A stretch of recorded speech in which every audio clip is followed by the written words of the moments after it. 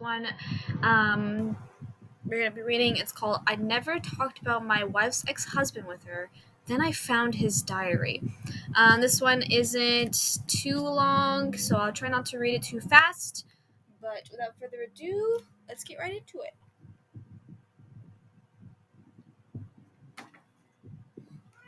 What? Alright. My wife Kate sometimes calls me Jack when she gets upset. My name is Tom, and Jack was the name of my wife's first husband, and that's pretty much all I know about him. Kate was reluctant to talk about the marriage, and it was unusually brief and, from what I gather, wholly unpleasant.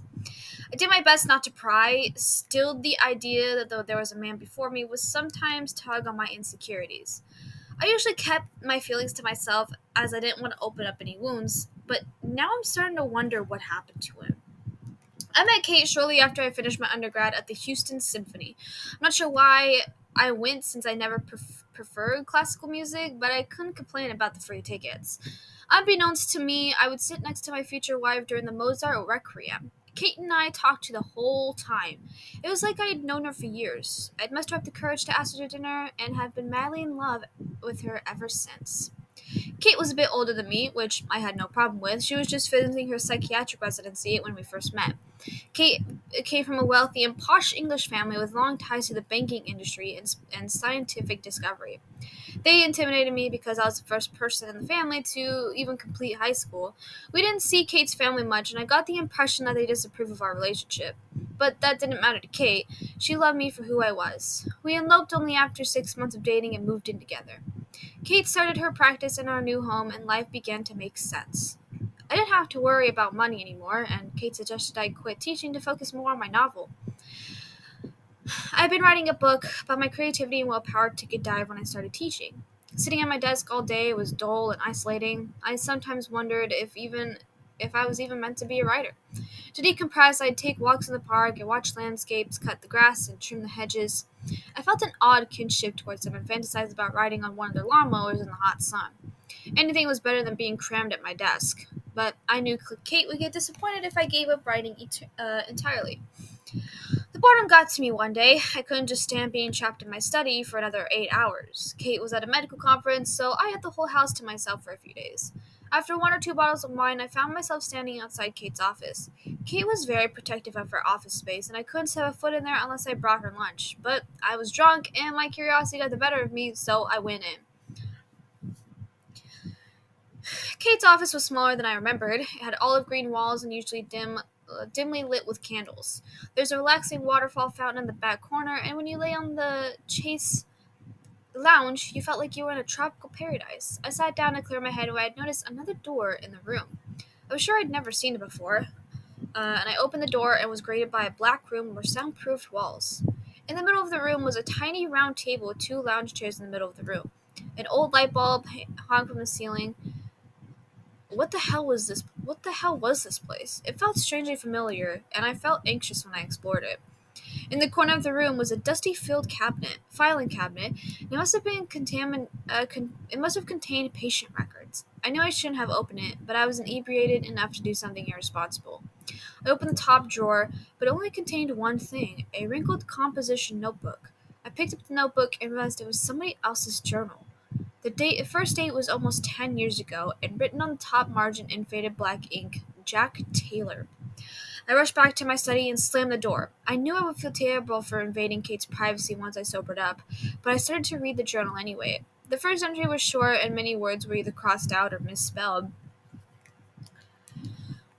Oh, God.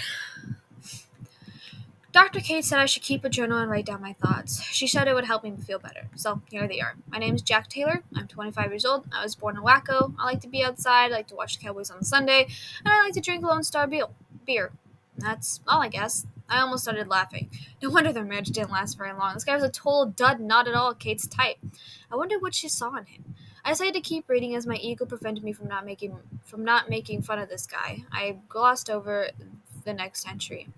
I showed Kate my first page and she got mad at me. She said this is a journal was for feelings and emotions. Well, excuse me, it was her idea in the first place. I feel bad, I guess. She was so smart and I'm just me, just a gardener. I have my own business someday. Though then I'll ask Kate to marry me. I started to feel bad after the second passage. Jack may have been a bit dim, but I could definitely empathize with him. I always felt like I needed to be better for Kate. It could just be hard to be with someone much more accomplished than yourself. I mulled over whether or not I wanted to continue reading, but decided to keep going. The following passage was dated almost a year later. I know it's been a while since I've written in this journal, only because I decided to write when I felt depressed. Kate keeps bringing up the idea of me going back to school, and while it sounds nice, I'm content with our life. I enjoy writing and even having ideas for a book, but I'm not sure I want to return to college. The landscaping business is doing better than anticipated. It's a blue-collar work, and I know Kate's embarrassed because of her family back in town in Cornwall disapproves. However, we set our vows, which should mean more to her. I'll talk to her tomorrow, and I need to put my foot down.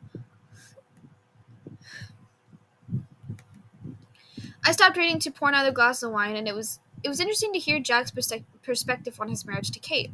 Kate never outright said anything nasty about Jack, but I always got the feeling that he was solely the problem.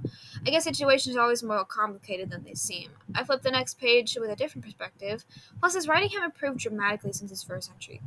The fighting with Kate is getting worse. Why can't you just accept me for who I am? I will never be the sensual, introspective novelist she desires. I have a business to run. A business, I might add, that has paid for this house and extra additions for her new office when she finishes her residency. I'm just so exhausted from the constant mental gymnastics with her. It's almost like she's trying to conform me into her weird fantasy. I like what I do. I shook my head and took another sip of my wine. It's almost surreal reading Jack's journal. We are more similar than I initially thought. Was Kate doing the same thing to me? I really enjoyed teaching, but I knew it wouldn't be enough for her. I kept reading. Last night, a terrible nightmare again. I dreamt I was sitting in a dark room and sitting at a chipped wooden table. Kate was there too, and she kept turning the light on and off while saying terrible things to me. Before I woke up, she was screaming, almost foaming at the mouth. I've never seen her this angry before. I haven't been able to sleep very well recently. I honestly didn't feel like myself anymore. I've called in sick to work for the past 3 days, and I thought being outside would help me breathe again. But working is the last thing I wanted to do. Perhaps Kate is right. Maybe a change of scenery would be helpful for me. I froze after reading the last page. Sorry, legs are getting uncomfortable. Hold on. The room Jack dreamt about had to be the same in Kate's office. Was Kate doing something to him? I crept back to Kate's office and slipped into the room again. It felt even smaller this time, and feeling the anxiousness rose from my stomach again. I grasped my chest to struggle to breathe until I thought I was almost suffocating. What was going on with me? My knees started to buckle, and I slipped into the cold wooden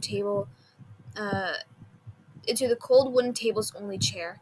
I looked up, and it felt like the Vanta black walls slowly moved towards me. I mustered up all the strength and threw myself at the filing cabinet and put Jack's journal back. This time, I knocked over a small Milna folder from the top of the cabinet. Was this here before? I grabbed it and rushed out of the room, collapsing on Kate's chaise lounge. Oof. I quickly came back to my senses and inspected the folder. It was filled with documents on the corner of a rectangular blue sticker labeled Jack Taylor. Inside were patient records and various essays scribbled with a handwriting that looked like Kate's. Was Jack Kate's patient before they were married? That didn't make any sense. Kate hadn't even started her practice when we got married. How was she already treating patients? And married to one? Kate was almost paranoid about following ethical guidelines, and to break her oath seemed unfathomable to me. Against my better judgment, I opened the folder and combed through the pages. Jack was undergoing treatment for dissociative identity disorder and depression. Early forms of therapy weren't helping, and Kate wrote in her notes that she would try a controversial form of treatment as an alternative: hypnosis. My eyes immediately darted for the corner to the corner room. The door was still hanging wide open, revealing an abyss. So that's what that room was for. Oof. I kept flipping through the pages and found through Kate's notes that the therapy seemed to be working, though Jack's disorder desperately tried to fight it.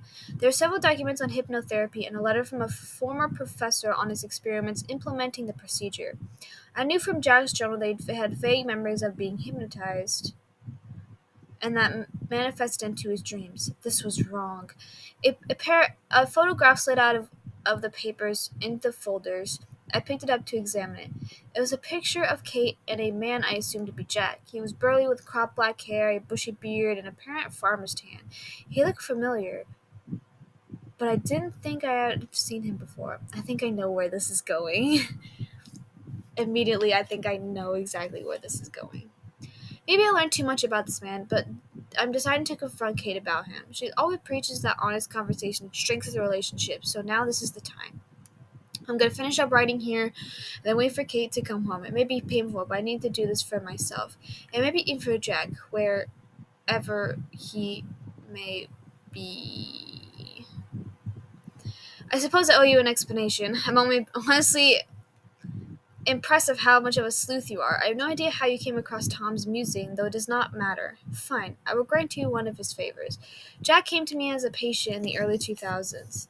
He was a gardener who drove his large truck through a bar during a manic episode. I must admit, he was quite striking when I met him. Tall, muscular, hairy, exactly my type physically.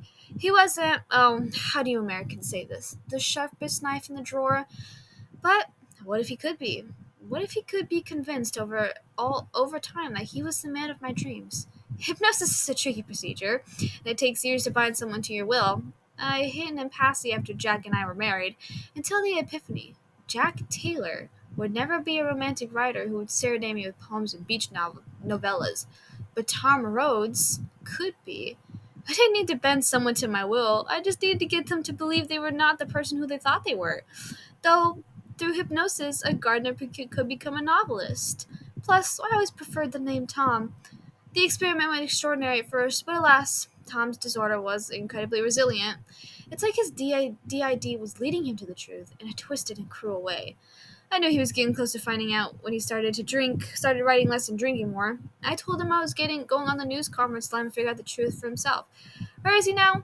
Oh, darling, I would not worry about Tom anymore. His job is done, and he is now at peace. I am ready to close a chapter on this experiment. I am done using hypnosis for love, but you, what are we going to do with you? I fucking knew that's where it was going. I thought for a second,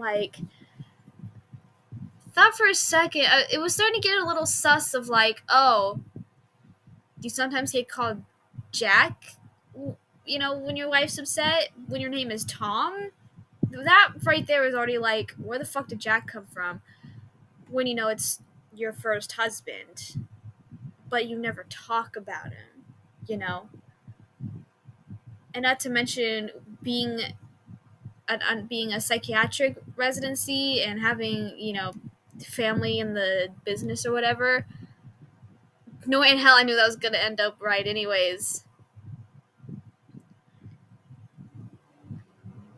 But then it's just I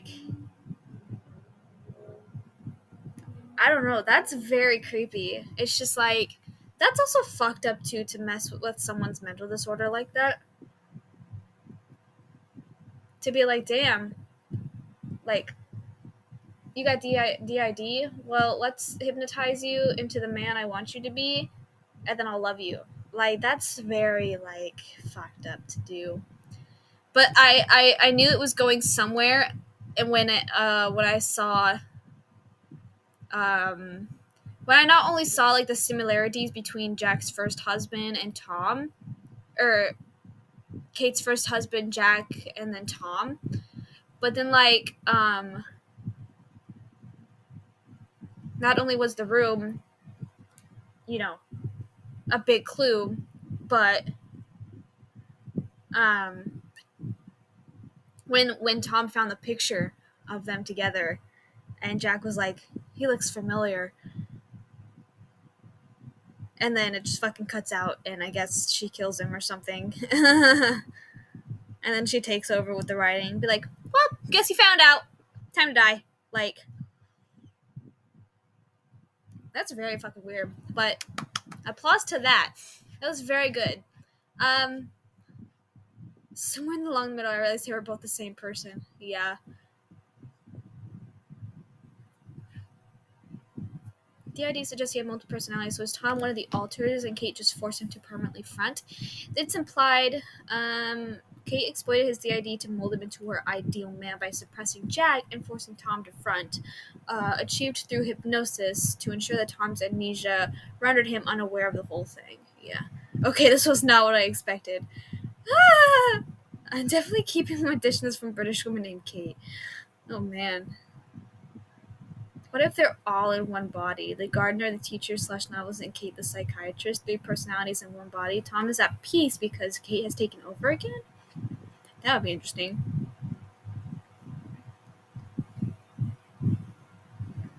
Reading the comments is also fun. But yeah, that was basically it of that one. Let me know what you think down in the comments below. And yeah, that is basically it. I hope you guys enjoyed. If you haven't already, be sure to hit the subscribe button, give the video a thumbs up. Also hit the bell so you're notified when I make videos. And I love you guys, and I will see you today. Bye bye.